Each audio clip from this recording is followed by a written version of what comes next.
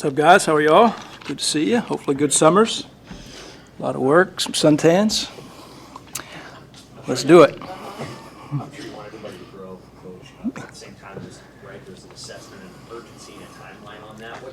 What's been your time frame for charting their growth and making decisions about who's where? Yeah, I would say every day is a measurement. I wouldn't necessarily give you a timeline, but every day we're definitely measuring, trying to get those quantitative measures, whether it be completion percentage, mental errors, low, so forth, at every position. So, we're in the early processes of that as far as final decisions, but every day is definitely a measurement, and we're trying to, touch all those details as we go. You mentioned completion percentage and mental errors. What are the criteria to look at as you're making decisions? I think those are the big ones with the quarterback specifically. We're talking about ball security. That's a huge component as far as what we're trying to get done. We're talking about execution, right? Physicality. Those are all things that we're talking about. But, you're talking about with the quarterback specifically, the execution, right? That's the guy that's hopefully going to be out on the field. It's going to give us a chance to execute and make plays with the component of ball security. How does this time of year differ for you coming back in August because you had the period of acclimation in the spring? Because it was new to you then, not new to you now. So what does that allow you to do different with these guys? Yeah, I think the more longevity and more continuity you have, you're more in a macro level, right? Macro versus micro, right? You're in macro, meaning big picture, playbook drawings. You're really talking the big picture, whereas we've had that in the spring. Even the young guys coming in had that, hey, here are the playbook drawings. Now, the further we get, because this is the third install that they've had with similar schemes, if you will. So now we're really trying to get into the details of whether it be footwork, decision-making, checks, the variations upon a playbook drawing per se. What about Dylan? Where have you seen him make his biggest jump, just from having your first look at him in January to now here in August? Yeah, and to be expected, probably with all quarterbacks, there's just a comfort level as far as whether it be the play call that's given in, the coverage that they're seeing. I think the more reps and experience that you get, there's that comfort level that continues to grow, right? So, whether it be pocket presence, hey, we drop back, they bring a blitz, you're calm and poised in the pocket and make the right decision. So I think that's probably the good thing that I've seen, or positive that I've seen, from the spring. It's kind of a big picture, a lot of moving parts. Introduction of playbook, introduction of defense. Obviously, Tony does a great job schematically with some exotic looks. So the experience, the meeting rooms, as we talk through it in the decision-making process, I think there's a comfort level that continues to improve. I think at media days, Coach Rule spoke a lot about eliminating turnovers, being a big goal for the offense. I mean, is there anything you're coaching with these guys specifically to achieve that goal? Well, there's obviously the physical component of handling the ball, whether it be quarterback center, snap gun, snaps from gun, et cetera.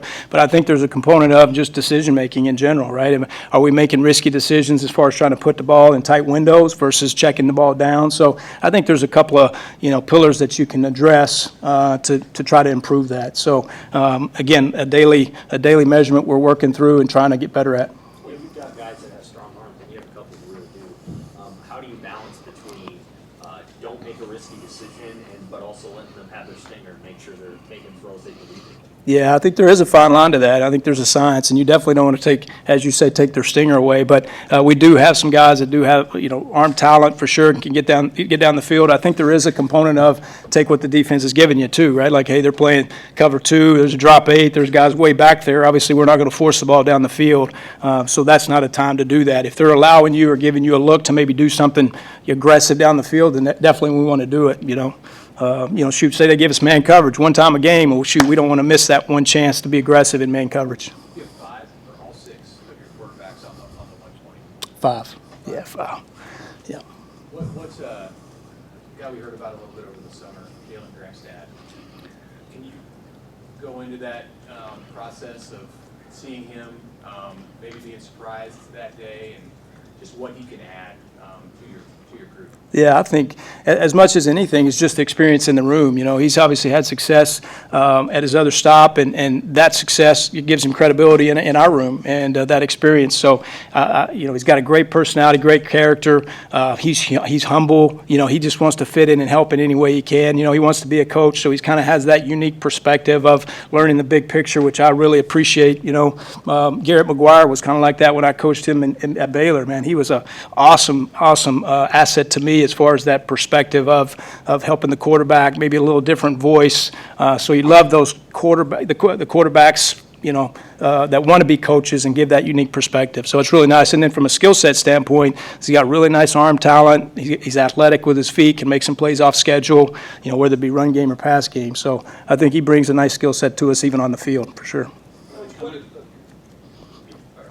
What have the conversations kind of been like with Dylan about just sort of handling the moment as a freshman, the national attention, and soaking that all in, but also still being a freshman in college and being a football player? Yeah, I think that's a conversation you have with everybody, really, right? I mean, when you get to this level, there's a lot of eyes on you and a lot of voices. So, but at the end of the day, we can control what we can control, and it's just talking about the preparation day to day. And once the ball's snapped, and we make a right decision, and all that stuff that's outside really has no factor in what we're trying to get done. So the emphasis is, make sure we're on the same page. We're trying to get done from a coaching standpoint to a performance standpoint, and then God's ability will let you do the rest.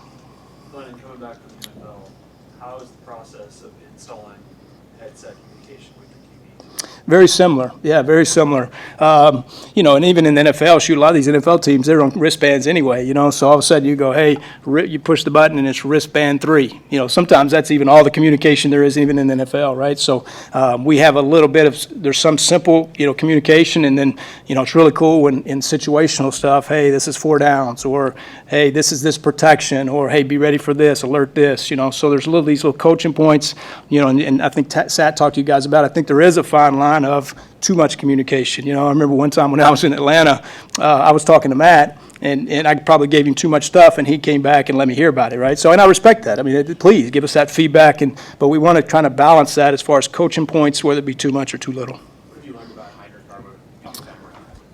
Just a competitor, character, humility, work ethic, wants to do it right, just everything you're looking for, really. I've been really, really impressed on a lot of levels with him. He's been nothing but a huge part of our room, again, both on and off the field. So excited to see that growth continue, as we get further into camp. What kind of improvements have you seen guys make just in the summer, the work that they put in from how you've evaluated them? Yeah, like I say, this is kind of their third install, if you will, as far as the system. And really that second install, a lot of it was on them. They kind of installed it themselves. So, as that install continues to go, the more comfortable you are. But just the leadership, even with the young quarterbacks, as far as them leading a practice on their own is encouraging, right? So a lot of times you don't see that. And then the team being receptive to that. So that was kind of cool to see. And I think we got a lot of work and a lot of production in those few weeks. Quarterbacks want to work with guys outside of the system you guys have here.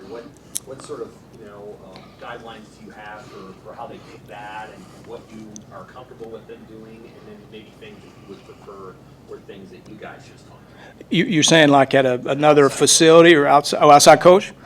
Shoot, I mean, really, at the end of the day, we want to teach what we teach, and I've been around some good and some bad. I feel, convicted in some things that I want to try to get done. But anytime I feel like anybody's working on their craft, they're getting better. So I think, particularly in the quarterback world, everybody kind of has a guy, particularly in the summer, or whatever the case may be, they go out and work out with some other folks. And I think that's fantastic, because really at the end of the day, you're working on your craft. You're trying to perfect your craft. So I appreciate that extra effort.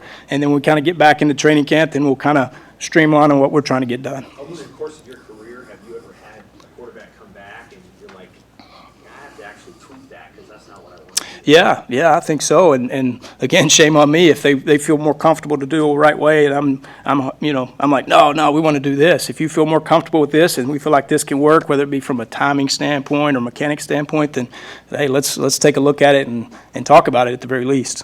Hey, Glenn, can you speak on just the upgrades at receiver you made? I mean, you probably watched all the film last year and the injuries they dealt with. I mean, how confident are you with this new group of receivers your quarterbacks are throwing? Yeah, I think probably more important than I'm confident, I think the quarterbacks are confident. I think there's a nice group of, particularly even with depth at all positions. So I think that's what I'm excited about more than anything, is our quarterbacks are confident in the guys that they have out there, whether it be a one-on-one matchup or maybe the number 2 receiver here.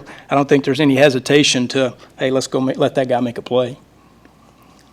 Anything else for Coach Thomas?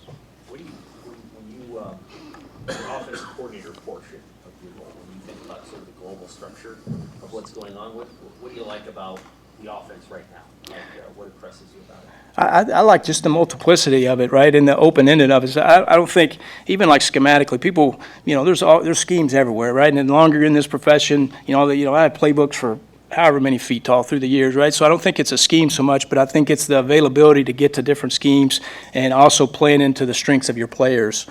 So whether it be checks into good or bad plays, or, this guy might not necessarily be this good at this route, let's work him with this route, or let's play this receiver at this position. I think it's more that, and then the flexibility for us to be able to get to that, whether it be wide sets, bunch sets, schematically, we have a lot of flexibility that way. I mean, Granstad's part of the 20, right? He is, yep. Can you speak on just the specific leadership and I guess poise that Dylan's shown so far? Yeah, I think it's probably twofold, right? There's a mannerism and there's an aura about it. I think that's important. We talk about that because people feed off of that aura. But I think there's a confidence that you hear in tone of voice and being vocal. And hey, somebody runs the wrong route, you let them know, or just the confidence of maybe a protection call, or hey, let's challenge Ben Scott on a call. Hey, this is what I see. I want to do this, right? And the conviction of making those calls, that only comes with confidence. So if you're second guessing yourself, everybody else is going to feel that. So the more and more that we're in this, the more and more reps that we get, you feel that confidence with all the players. I would say all quarterbacks, and then all the other guys, if you will follow that lead because of that confidence. Can you teach that, or is that just something somebody has in you when you get it? Probably a little of both, I would say, probably a little of both, but I definitely think there's an element of teaching to it, and I think that comes a lot in the meeting room, because if they understand what you're teaching in the meeting room and they really grasp that, I think they can really speak in confidence, right? And they can feel that confidence when they make a check or make a call, as opposed to kind of, tippy-toeing up to a call. Who's your fifth quarterback that you can't? You mentioned the four already. Who'd be your fifth guy? Bodie. Bodie. Yep. Okay. Awesome. Thanks, guys.